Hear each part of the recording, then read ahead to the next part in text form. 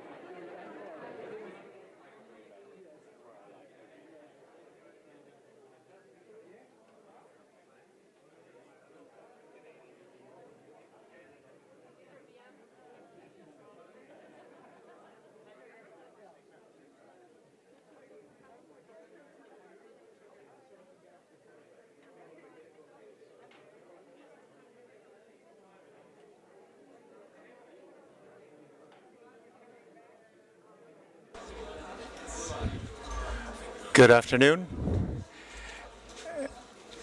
Welcome and thank you for joining us for this press conference to present the preliminary statement of findings and conclusions by the international observers for yesterday's second round of the presidential election in Ukraine.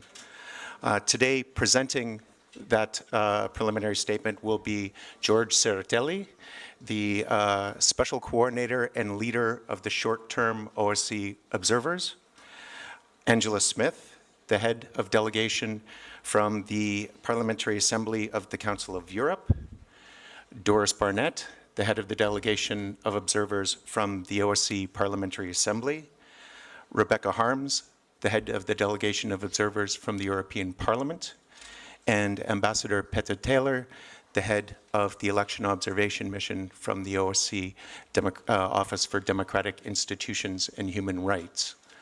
There will be time after the presentation of this statement for questions from the media. But before that, with no further ado, I'll hand the floor to Mr. Tsereteli. Thank you, dear Thomas. Ladies and gentlemen, welcome also from my side, and thank you for your interest. As President of the OSCE Parliamentary Assembly, I have visited this country several times last year and led the pre-assessment visits we did shortly before the elections. Now I feel privileged to serve as a special coordinator at this decisive moment for Ukraine's future. I'm grateful to all my colleagues here who lead the different delegations for their dedicated work and very professional contributions. Considering the difficult background of these elections, both against the backdrop of the armed conflict and severe internal problems, our work has been made much easier by the support we have received from the authorities of the country, who I want to thank for their hospitality and cooperation. The 2019 presidential elections in Ukraine was competitive and held with respect for fundamental freedoms. The orderly transfer of power should offer the opportunity for strengthening democratic institutions and their accountability. Although the campaign for both rounds lacked genuine discussion on issues of public concern. The media landscape and campaign coverage reflected the dominance of economic interests in public and political life. The runoff was well organized, despite operational challenges and a limited time frame. The legal framework still contains shortcomings, and there was little will to resolve electoral complaints in a way that would guarantee effective remedy. We assessed election day positively, and despite a few procedural problems, there was marked improvement in the conduct of the vote count and tabulation compared to the first round. The election took place in the context of ongoing armed conflict and other hostilities in the east of the country and the illegal annexation of the Crimean Peninsula by the Russian Federation. As a consequence, the election could not be organized in Crimea and certain parts of Donetsk and Luhansk regions that are controlled by illegal armed groups.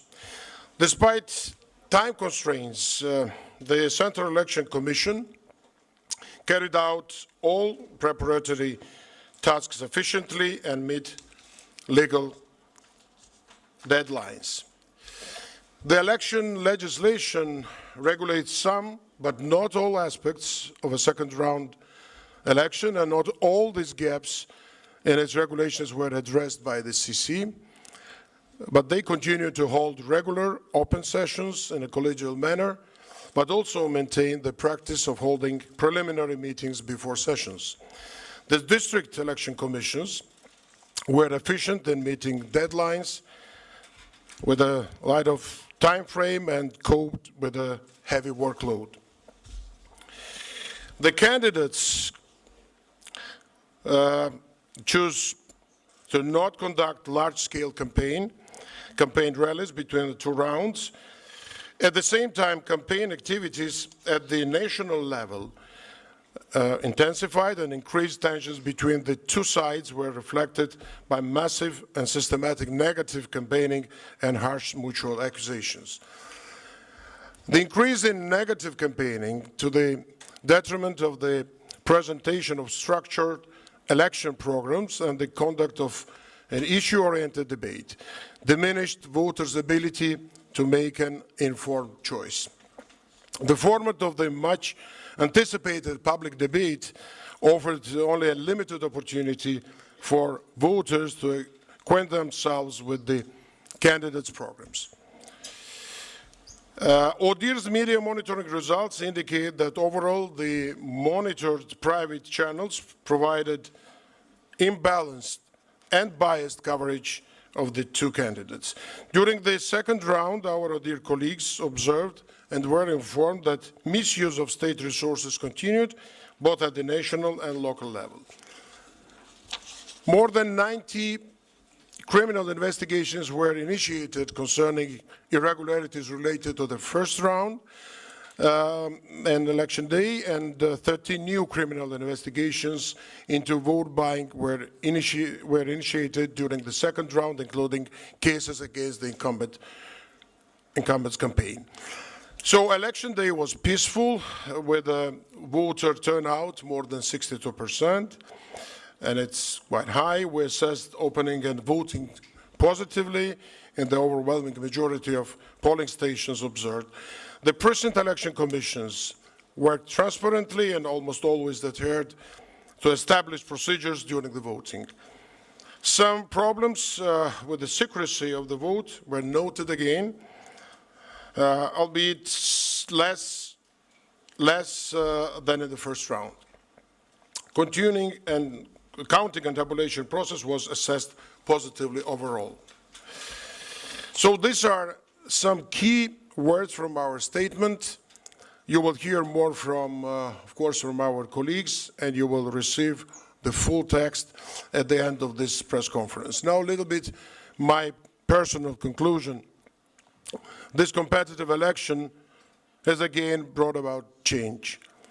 It's admirable that the country, or rather its people, despite the enormous pressure resulting from foreign occupation and ongoing armed conflict, has made this possible. As a Georgian, I can understand this well. The democratic and orderly transfer of power we witnessed yesterday is a great achievement by the Ukrainian people. Here I would like also to express my appreciation for the manner in which the incumbent president has accepted the result. The whole process paves the way for renewed efforts to advance necessary reforms to address burning issues and provide good governance. The authorities now have to seize the opportunity the citizens have offered them to provide the economic and security conditions in which to realize their aspirations. Let me again, ladies and gentlemen, thank the ODIHR team led by Ambassador Taylor and all my parliamentary colleagues for their support of the process and the collegial atmosphere in which we have been able to conduct the mission. And finally, I wish Ukraine peace, security, and a prosperous future. Thank you. Thank you, Mr. Tsereteli. And now, Ms. Smith. Thank you very much. Good afternoon, ladies and gentlemen. First of all, I would like to thank everyone here in the Ukraine for the wonderful hospitality extended to us, and to thank also the Ukrainian citizens we met at the polling stations yesterday for their warm welcome and friendly cooperation throughout the day. I share the conclusions of the International Election Observation Mission presented by my colleague, and I take this opportunity to thank everyone for their collaborative approach to the work of the mission. Ukraine is a member of the Council of Europe and is under the monitoring procedure in the Parliamentary Assembly. The Assembly has observed all elections in Ukraine since 1994. Our delegation was composed of 33 observers in the first round and 19 in yesterday's second round, representing all 6 political groups of the Assembly and drawing from 16 Council of Europe member states. We were delighted to be joined by our legal experts from the Venice Commission in the first round. Yesterday, on polling day, we deployed 9 teams of observers from the Parliamentary Assembly. Their observations are consistent with the observations made by members of our partner organisations. Our observers noted that voting was smooth and well organised, and that electors made their choice without restrictions. We welcome the commitment of the Ukrainian people to securing change through the democratic process. I would draw attention, however, to the constraints placed on internally displaced persons, voters abroad, and voters with disabilities, who were required to renew their request for registration for the second round of the election. Excessive administrative requirements such as this should be addressed, especially when one considers the number of voters involved. The Parliamentary Assembly and the Venice Commission hope to continue their close cooperation with Ukraine, and our full report on the observation of the election will be presented at the meeting of the Standing Committee in Paris on the 24th of May. It only remains for me to acknowledge the hard work of the PACE Secretariat that supported us so effectively in this mission, and to say thank you to them for all their hard work. Thank you for your attention. Thank you, Ms. Smith. And now, please, Ms. Barnett.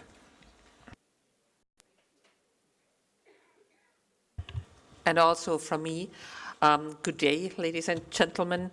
Probably you will remember me from last time, and I'm still the head of the German delegation to the OSCE EPA and the treasurer of this organization. And I have been serving here as head of the OSCE EPA observer delegation by appointing by my president, Mr. Tsereteli. As you know, The OSCE Parliamentary Assembly is observing elections across the whole OSCE territory in the new democracies as well as in the established Western democracies. We usually do that together with the ODIHR, the institution that the governments of the OSCE countries have entrusted with the task of election observation, and often with parliamentary partners, as it has been the case also this time. As I said last time, we are all aware of the importance of this election for the future of Ukraine and its people. President Tsereteli has already referred to the difficult political environment of these elections. That so many members from non-Orthodox countries sacrificed their Eastern weekend in order to observe the Ukraine elections is a clear demonstration of the importance we attach to the election and also a strong sign of solidarity with the Ukraine people. Altogether, our OSCE delegation counted 34 people from 17 countries, out of whom 27 are members of parliament. I thank all of them, but also our partners from the Council of Europe PA and the European Parliament. My special thanks go to ODIHR Ambassador Taylor, who is sitting on this podium with us, and his staff, but also ODIHR Director Gisela Dottir. She is sitting way back there, and her team for her support and their support and cooperation.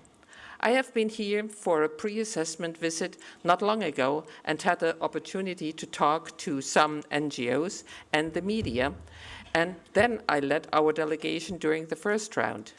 Our statement, which the OSCE PA fully subscribes to, gives a detailed answer to the many concerns that we raised during all phases of the process.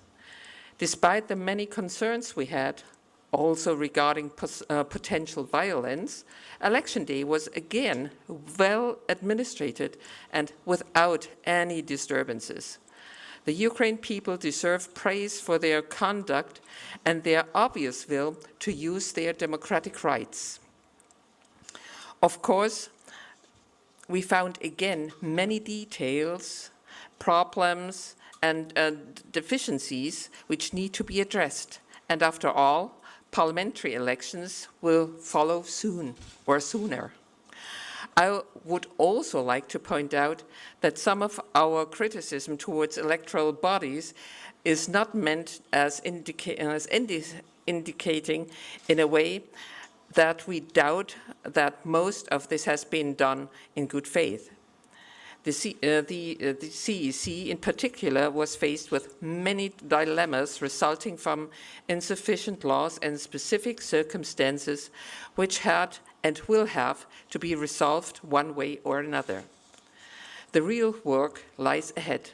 There are so many reforms still waiting to be tackled, not only those we have been recommending as a result of previous election observations. And of course, the country urgently needs peace and stability, which can only be achieved by active and creative foreign policy together with Ukraine's partners and neighbors.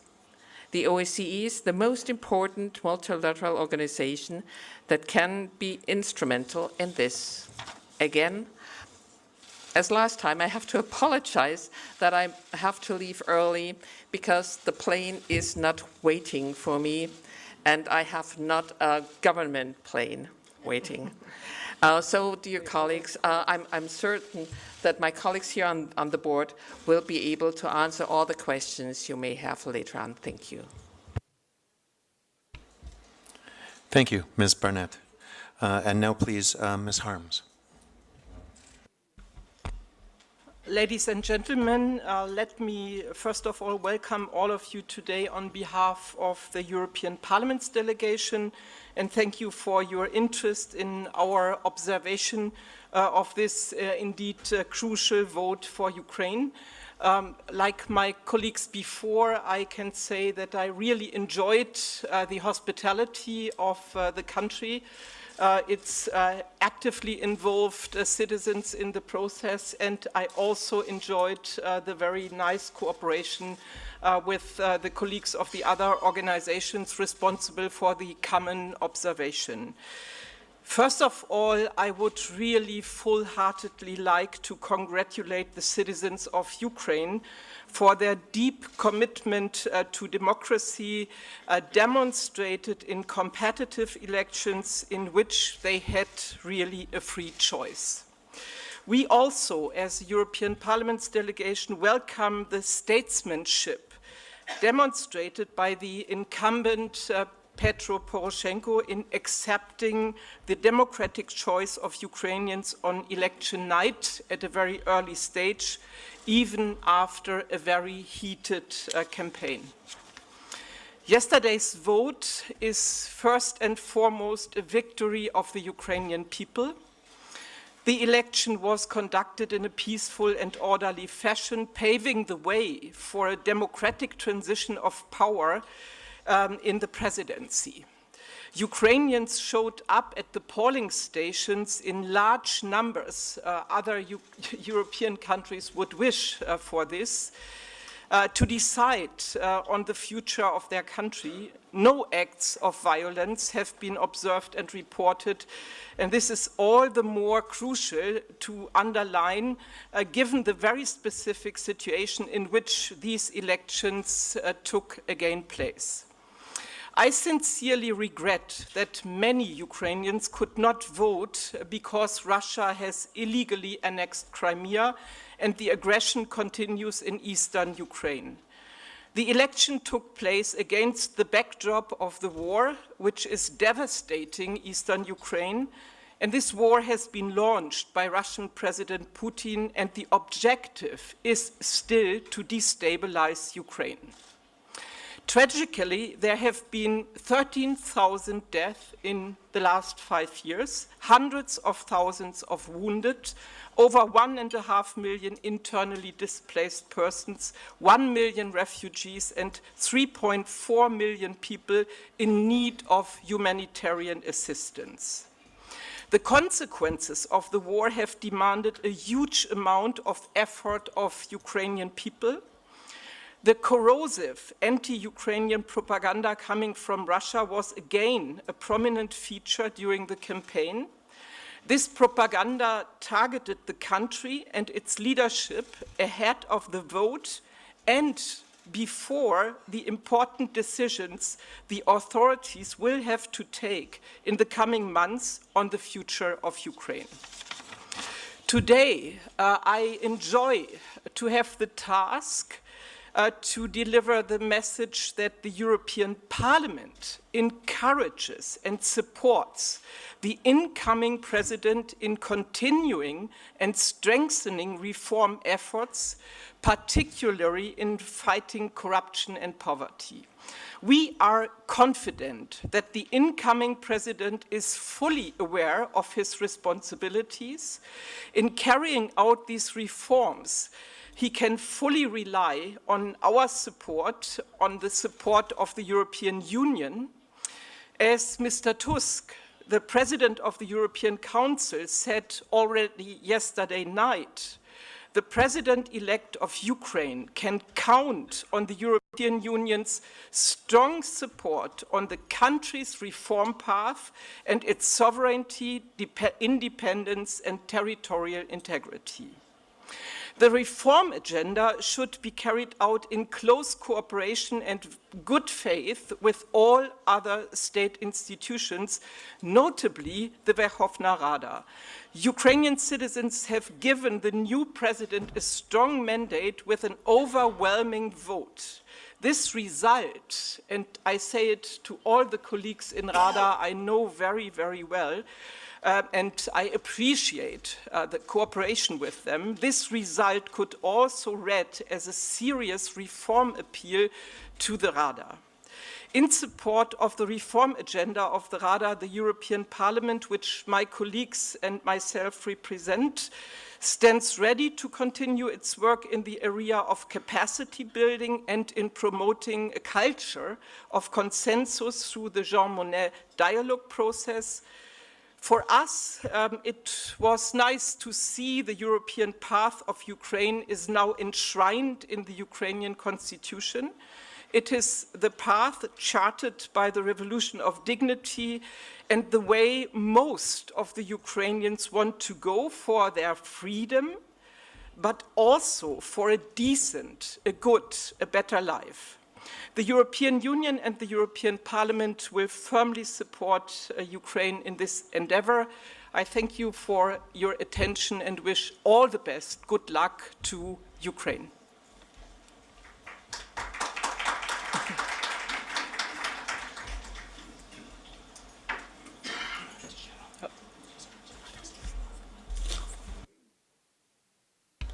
Thank you, Ms. Harms. And now, please, Ambassador Taylor. Thank you very much. Good afternoon, members of the media, ladies and gentlemen.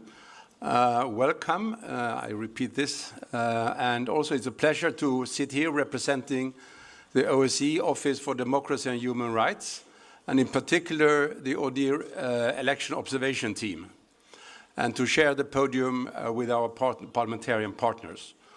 For the record, let me just remind you that this statement of preliminary findings and conclusions in its published version is a joint document and reflects our shared assessment, and of course we endorse it.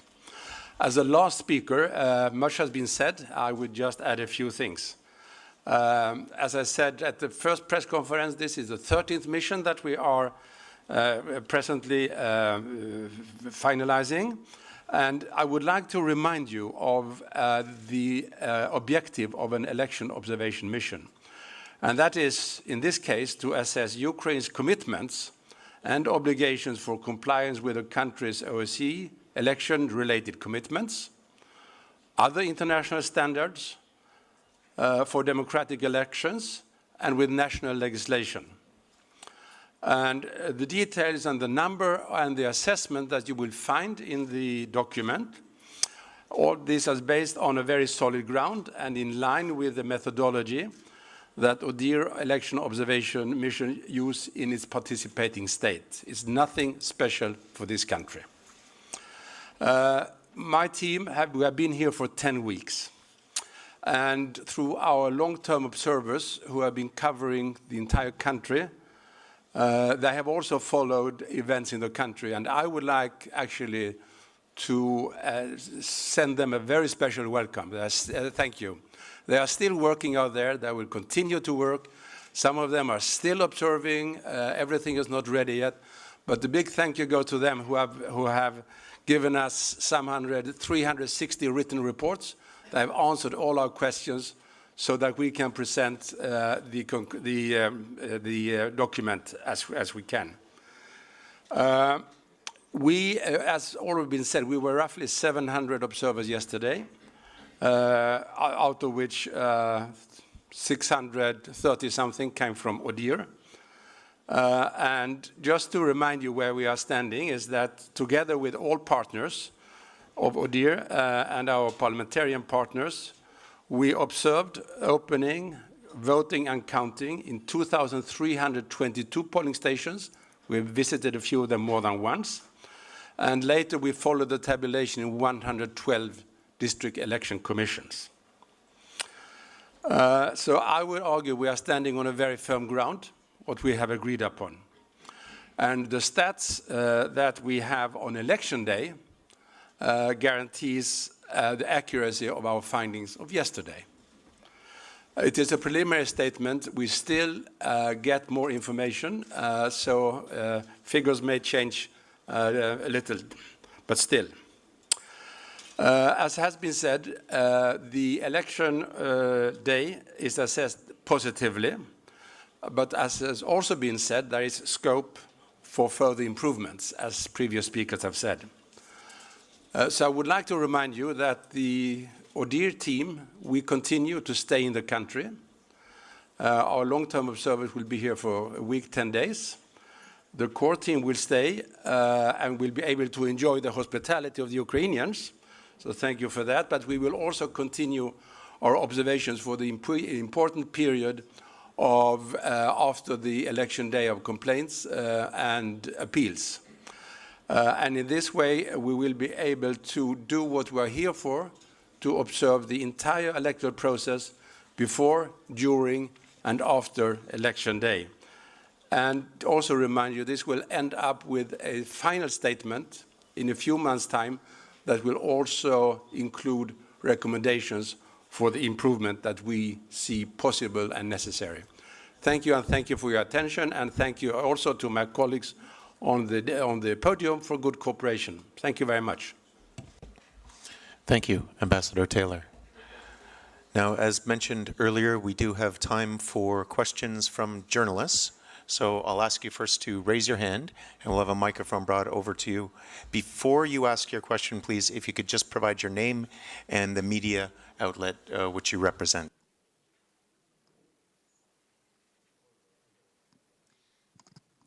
Hello, I'm Dr. Violeta Moskalo, Global Ukraine News, writing for Ukrainian diaspora. 10 days ago, Parliamentary Assembly of Council of Europe published a statement, written declaration, asking the Ukrainian government to stop discriminating out-of-country migrants' voting rights, because 101 polling stations abroad have maximum capacity of for just around 2% of Ukrainian citizens abroad, and we have around 9-10 million Ukrainian citizens abroad. So my question is for Ms. Rebecca Harms, and maybe also other representatives of OSCE and also PACE. Can you share your appreciation, please, and maybe some recommendation for how to deal with this very critical issue for us? Thank you.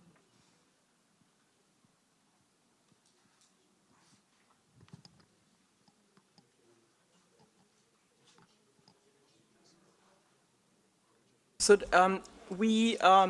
so as colleagues in the European Parliament already before and also after the first round pointed to the fact that there is a huge diaspora in many EU states, and that we find that not enough polling stations and not enough capacity of those polling stations had been prepared. We can only continue to bring this up also before the next elections in Ukraine. I saw, for example, pictures from Prague, where I think a kilometer-long queue was standing the whole day in front of the polling station in Prague. Thank you. And you will have noted that in my remarks I did mention the problems experienced by voters abroad, and I entirely sympathise and agree with the comments that you made. The Ukraine does have one of the largest diasporas in the world, and we have to be cognizant of that when thinking about reforms to the democratic process here.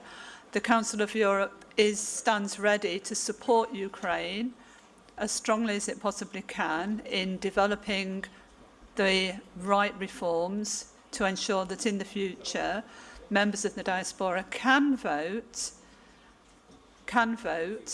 and that it's made as easy as possible for them to vote. And that includes, by the way, not just the polling stations and where they are and the capacity for polling in host countries, but also this process of re-registration between one round and another, which was particularly difficult for voters abroad.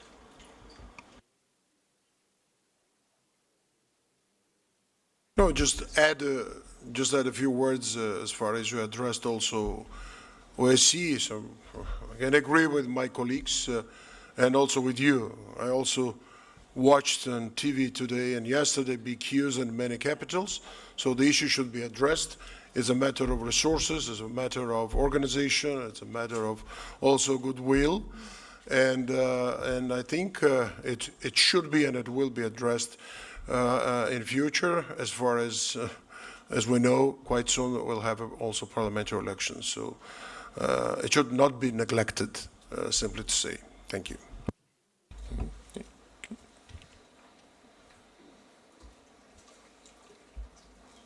Good afternoon. I'm Michael Butsurkiw. I've been documenting the election for a number of international media outlets. I think a lot of people agree that this has been an election like no other, especially because of one specific candidate. It's also been said that a lot of voters have had, let's say, a problem distinguishing between the TV candidate and the real candidate. A big reason for that being is that he hasn't given many press conferences or much elucidation about his campaign platform. I'm wondering if any of you have any thoughts on that, because I know not only myself, but a lot of journalist colleagues have talked to a lot of ordinary Ukrainians, and it does seem that many of them have kind of almost been deceived into voting for the TV candidate. Thank you.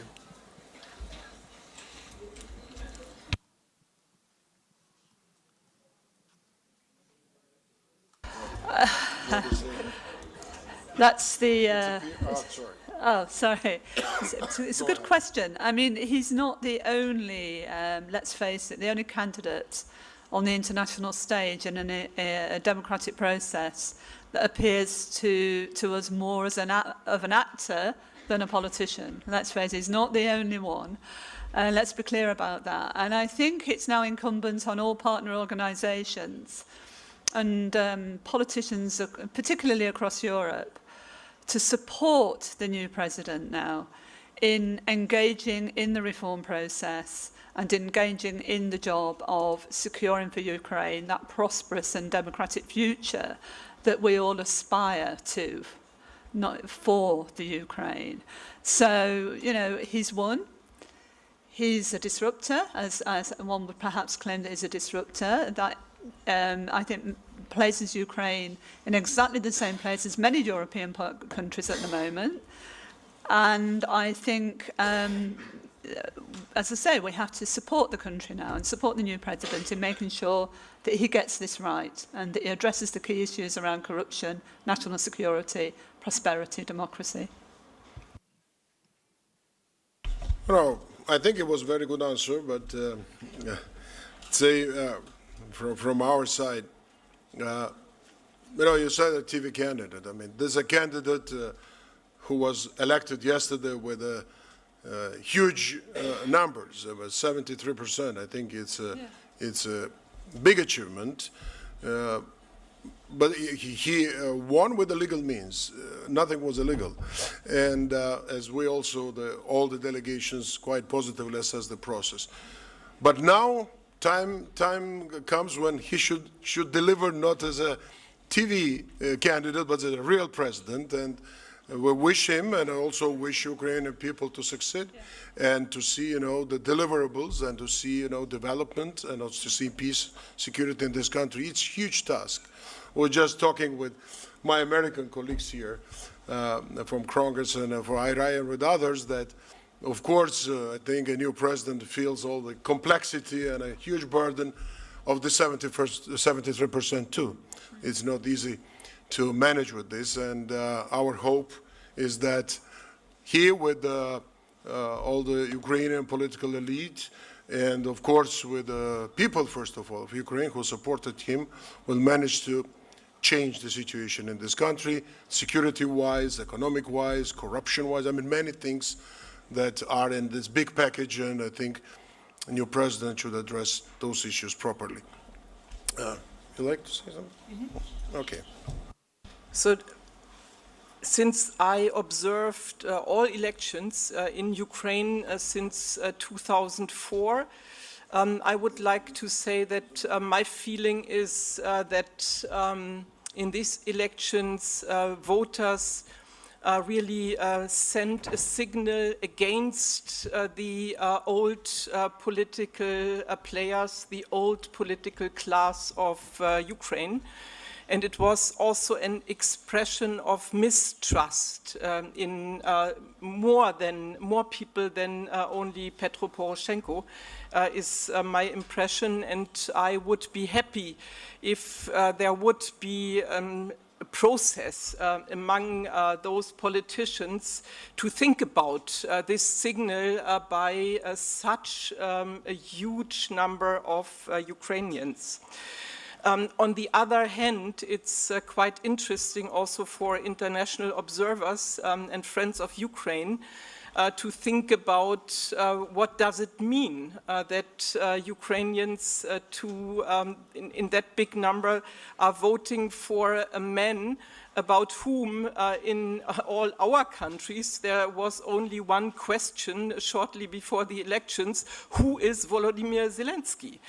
And it's very difficult to say. I found that all parallels drawn to some of the recent winners of other elections, like in Italy or also in the United States, were, to my understanding, a bit misleading. Because, so what I dare to say at this moment is that Mr. Zelensky is not so an extremist. He is not that blunt nationalist. And so some months ago, would everybody have excluded that this could be the result of an election in Ukraine? I know a lot of colleagues who talk about Ukraine as a country which is going this way, and so I'm hopeful that we will not see disruption. I'm hopeful, and I think the European Union stands for it. We are open for continuity, and we know that the reform path is something what matters for the country, and we will support, if possible, Mr. Zelensky as elected president. Let me just add that we tried to describe the campaign environment in our reports. You should read it, but let me just read 2 sentences. There was an increase in negative campaigning to the detriment of the presentation of structured election programs and the conduct of an issue-oriented debate.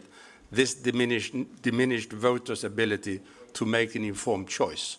That's our way of describing it. Conclusions to be drawn, I leave to you.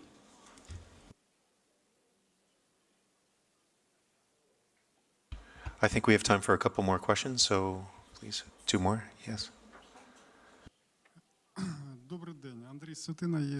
Greetings, Andrei Setina, ESF Inform.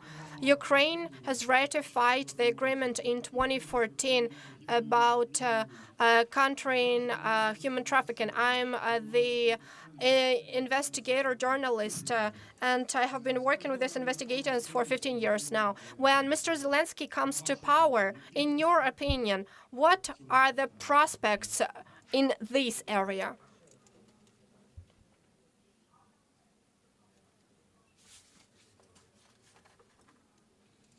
I'm sorry. I think we missed the first part with the translation of your question. So we get that you'd like to know in this area. We just didn't hear which area you meant. If you could repeat the first part of your question, please. Если можно. Sorry. In 2014, Ukraine ratified agreement on countering human trafficking. And the question is, when Mr. Zelensky comes to power, in your opinion, what are the prospects in this area in solving this type of issues? Yes, I mean, I will respond as the head of the delegation for the Council of Europe. And I think the most important thing to say here is that human trafficking is a hugely important international issue involving the need for collaboration, cooperation across Europe, including the UK. This is a major issue for the UK as well, for every member of the Council of Europe. And I think the Council of Europe obviously does a great deal of work on this issue and helps to build the collaboration necessary to tackle the issue. And really, we need to see Mr. Zelensky's response on this. And I'm sure that if he's prepared to continue with the collaboration demonstrated by the Ukraine so far, and is prepared to extend it, and is ready to tackle the issue effectively in cooperation with other Council of Europe member states, then I can see continued progress on this. But it's really important. This is a matter upon which Mr. Zelensky himself will now have to respond, but he'll have all the support necessary from the Council of Europe in order to do that.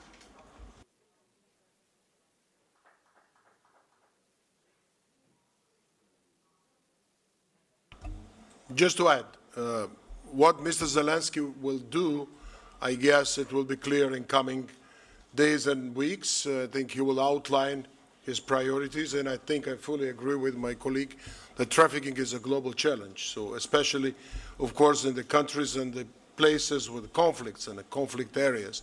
And I think it could be an important issue also to work on.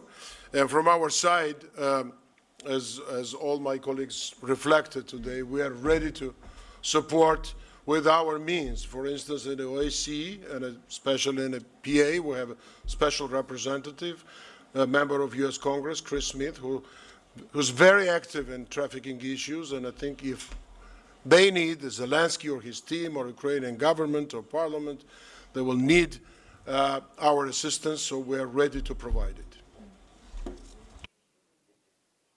Okay, we have time for one last question. I think we'll go back here. Thank you so much. I'd like to ask about the euphoria the Ukrainian society has got now. Is it maybe a bit of dangerous for the democracy, because you stated that it was one of the most the biggest part of these elections, that they were democratic elections, but generally Mr. Zelensky got the highest quantity of votes comparing to all the previous presidents of Ukraine. So are there any dangerous parts of this before the parliamentary election we have got? And the other question to the European Union representatives, which is about, did you receive any signs or marks from Mr. Zelensky towards further cooperation with European Union? Thank you.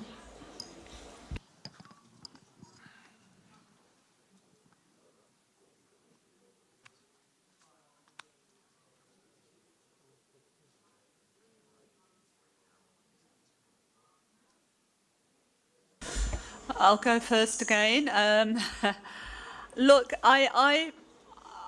for me, this mission has been a real privilege, because yesterday I witnessed, vote by vote, going into the ballot box, a process of real change in the Ukraine, delivered democratically. And for someone like me, a Democrat, someone who believes very strongly in democracy through the ballot box, that was really exciting to see. So I understand the euphoria felt in the country now, that it has been able to deliver this really significant change peacefully. And I'm hopeful for a smooth transition as Poroshenko gives way to Zelensky over the next few weeks. Now, I understand the point that you're making, that the euphoria, another way of putting it would be that there are very high expectations of Mr. Zelensky, and the new president has to deliver. And that presents a big challenge, and the future of the country, to some extent, over the next few years, does depend on how successfully Mr. Zelensky can deliver on that challenge. All I can say is I wish him and the country all the luck in the world in doing that, but also extend the hand of friendship from all the Council of Europe member states and all the support that the country needs, and he needs, the new president needs, in order to deliver that successful transformation. And I think that's really all I can say. I understand the risk, I understand the scale of the challenge, but we stand ready to help. So about the European Union and the contacts, the only thing I can confirm is that there are contacts, at least on the diplomatic level, and this increased during the last weeks. I myself, like many colleagues in the European Parliament, we know some people from the team of Mr. Zelensky, like Alvaras Abromavicius or former Minister Daniluk. I had the impression in all the meetings I had, also yesterday late at night, that so not only Mr. Zelensky, but also in his team, people are aware about the definite need to continue the cooperation with the European Union. Some of the people from the team, they were surprised when we told them that there are some doubts in the international corridors of international institutions about this openness for cooperation. And so I can't predict what's going to happen, but the reform process needs the support of the European Union so far. It will need it in the future, as well as the support from the other international donors. But it also needs Mr. Zelensky, if he wants to continue, he will need, as I said before, very much the support of the Verkhovna Rada. And this should not be forgotten if we discuss about the orientation after the vote. Well, just a few words. I think we're ending now with questions. Yes. Just a few words. Of course, we can presume now or express our wishes, but not everything was already presented by Mr. Zelensky. I think he has a long way ahead. He was elected yesterday. What he already said, as we know, that he is keen to cooperate with the European Union, with the Western partners, but also there are, of course, many question marks. We will deal and his team with the Russian issue. There's a Minsk agreement, and there's economic cooperation, and many other things, also internal problems. We don't know. None of us personally discussed it with him. I just had the opportunity to talk to him very shortly at the polling station when he voted, and what I got as information that he was very much grateful for the work done by international observers, and he's also happy to continue cooperation with the international community. That was very short, what I can say today. Thank you. Okay, that's the time that we've had for questions for today. If there are further questions, please approach us, though, afterwards, members of the panel, if you wish. I just want to mention that the preliminary statement we've presented here today is available in both English and Ukrainian on your way out, as is the press release for today's press conference. Thank you once again for joining us here today, and wish you a wonderful rest of what I hope is still a sunny afternoon. Well, just one announcement. Of course, thank you very much for being with us and showing your interest and interesting questions. But it is the one moment as far as we're completing our press conference here. Thomas, who is a spokesperson for ODIHR, he is living his position, so it was the last mission. He's a great professional. We enjoy to work with him, and I guess he deserves a good luck, good wishes, and a big applause.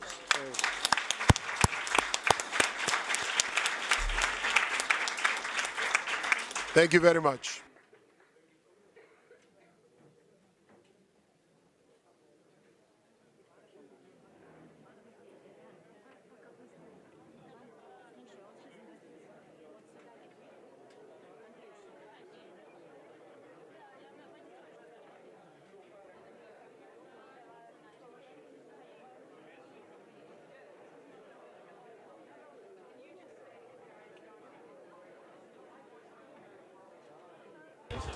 I'd just like to announce, hello?